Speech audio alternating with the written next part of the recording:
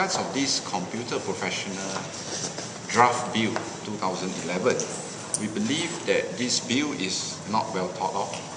It's not a wise move for the ministry to proceed with this bill because we believe that there are a lot of matters that are not resolved. This bill would also create a lot of negative repercussions, whether to the industry itself or whether to attract talents or even create or make the brain drain issue worsen. We believe that this bill is ill-conceived because it does not really at this juncture really shows how it wants to meet its purpose of upgrading the industry itself or how it wants to resolve the problems within the industry. Because as we all know, IT is actually based on creativity and innovation. If there is less regulation, it would actually be better. But under this draft bill, if it is enacted, it would create a lot of problems because only people which are registered could only operate in the critical, what you call national information infrastructure. And what happens is with this bill, it adds a lot of additional financial burden and bureaucracy because there is a board to approve the relevant courses. There's a board to approve who is to be registered and whoever is registered, what skills and what discipline they can work. So it's not really what you say an environment that would enable creativity or innovation to strive. The other thing, I feel that this bill places a lot of importance on qualification. And I believe this is not wise or healthy for the growth of this industry because IT is not about reading a book, memorizing a book, and regurgitating whatever you have inside there. It's based on application, it's based on creativity.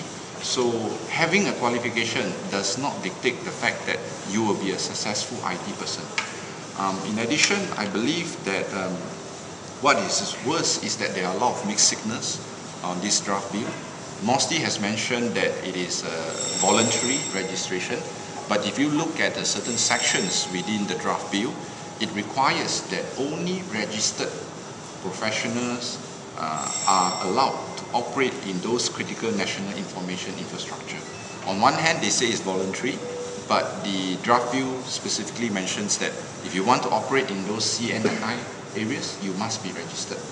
And in addition, I think there's a lot of punitive clause inside there, which I've not seen in neighboring countries, i.e. I've never heard of IT personnel being jailed if they are not registered, because it is in the draft bill, whereby if they are not registered and they practice, then they are liable to a fine of 20,000 or jail not exceeding 6 months. So I think all these uncertainty, restrictive clauses would not help the industry, but would stifle the growth and would in fact not resolve a lot of the problems that we face. And it will create more unemployment because it is clearly in one of the sections that if you are operating under the CNNI industry, you cannot employ a non-registered computer professional. So this does not help the industries. And as we all know, now these days, it doesn't need to be an IT graduate to do any programming. In fact, it's mainly based on passion.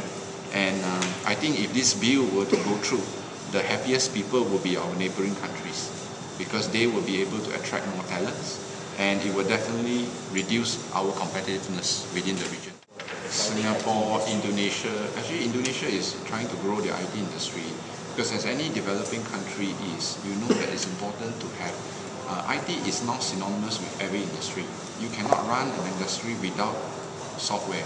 Everything has software now, whether it is your healthcare, whether it is your transport, anything has software.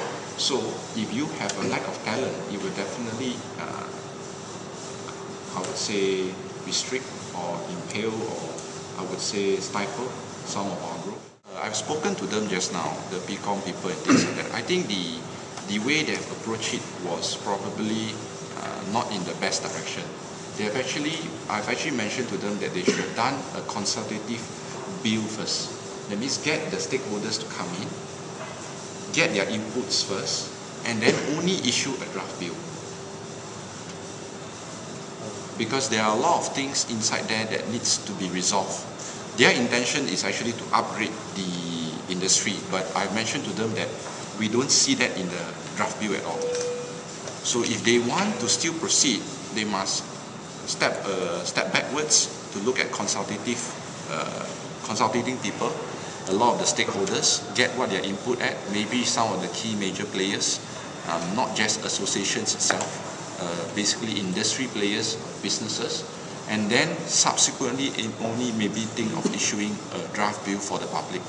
Because now at this moment it's creating a lot of uncertainty as to what extent this bill plays or encompasses or affects. Because under the critical national information infrastructure, it's not clear in the bill. But if you look at the Mosti's website, it is quite wide. It has healthcare, it has national defense, banking and finance, energy, transportation, water, health services, food and agriculture, and a lot of other big things. So it would help if they really want to upgrade industry, maybe as a start, they should also clearly define what they are trying to regulate in the first place. So which part of the industries they're trying to regulate. So what do you want the government to check the bill? At this moment it's a draft bill, so it has never been to Parliament yet. So we just hope that if they want to do it, they either have to correct the bill substantially or drop the bill. In the sense, don't push it to Parliament. That means leave it as it is now. So you want to drop the bill? Yeah. They did mention that with the setting up the board, they will get other neighboring or international or other developed countries to actually recognize the board.